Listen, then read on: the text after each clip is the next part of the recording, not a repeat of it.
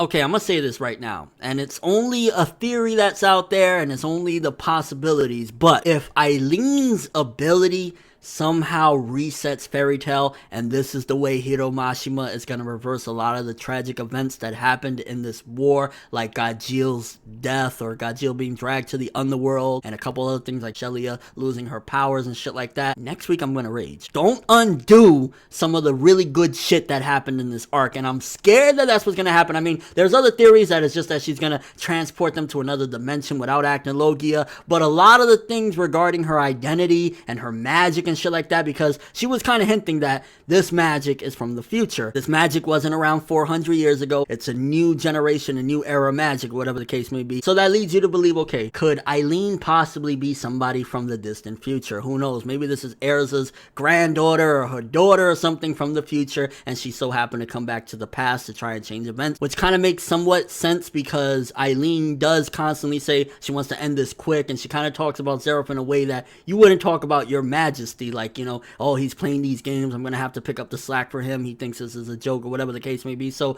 Eileen could very well be somewhat okay and not that bad of a person. And I mean, she's going against Acnologia with all this strength, but remember, Acnologia is a threat. He is the #1 endgame boss, so to speak. So you can't really count out that Eileen is like, you know, oh, okay, she's evil, she's completely evil. Like, there's a possibility that she could be a good person and she's just with Zeref for whatever reason. Now, beginning of this chapter, I just thought, oh my gosh, it just reminded me of Mess. Fuck Mess. Again, like every time I see August pissed and shit, fuck Mess for what he did. You're a bitch, Mess. You're an idiot. You fucked everyone up. I hope, like, the only redemption at this point for this character, Mess, is if he gives his life up for, like, you know, the guild or to save people, whatever the case may be. Because other than that, Mess can eat a dick. That character is so fucking shit. I understand he was thinking in a more militant sense of, like, yeah, you know, she's perfectly next to the fucking threat. We could take him out right now. But motherfucker, you could have got some intel first. You could have waited to see what happened, and then if things went south, because he wasn't aware that Brandish would do that. He wouldn't think that Brandish would attack him. So immediately, if he was gonna listen, he would have been like, okay, let's talk, whatever. He could have got some information. If things went bad, then he could have done it. But Mess, you fucking idiot, fucked everyone, and now he sent everyone into oblivion, which this chapter kind of had me like a little bit like, what? Because it looked as though they were all fucking frying and like they were ready to die. So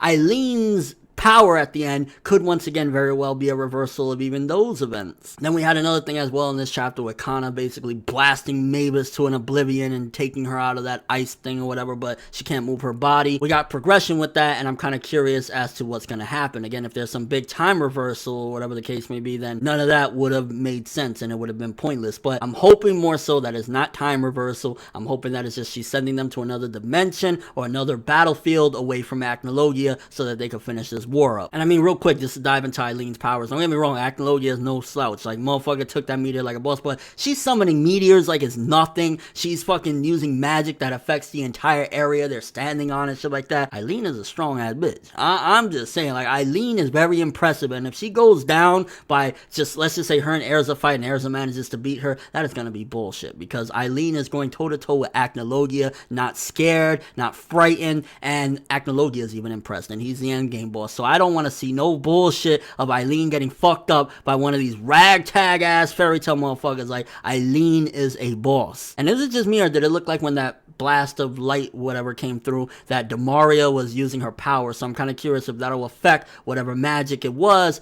that was being used by Eileen. If Demaria is going to be able to, I don't know, freeze time for herself or anybody around her. I'm kind of curious about how that's going to affect what Eileen was doing. And the name of the magic is World Reconstruction Universe 1. So it's like world reconstruction, reconstructing the world, and then Universe 1. Is she taking them to another universe? Are they going to another universe where things are different? There's so many different outcomes of what could happen, and Eileen's power right now is very pivotal to the future of this entire story, because the next chapter is called Fairy Tail Zero. What if Hero pulled some bullshit where he does a reset of the entire manga and changes everything? And it's like, I could see that happening in a sense, because let's just say he does that, and some people keep their memories intact, but like Gajil knows nobody from Fairy Tail. He sees them walking, he's like, who the fuck are you? And he's the same old fucker from, you know, how he used to be or something like that. Like, I could see that happening. I just hope that it doesn't reset everything, because like, there's been some good shit in this war, especially the stuff with Gajil, you know, even the Shelia stuff, you know, her sacrificing her powers and shit like that. It was some good stuff. Don't ruin it. And with all that being said, if next week everything gets undone, then this will be a horrible chapter because of Eileen's power. However, if it's just,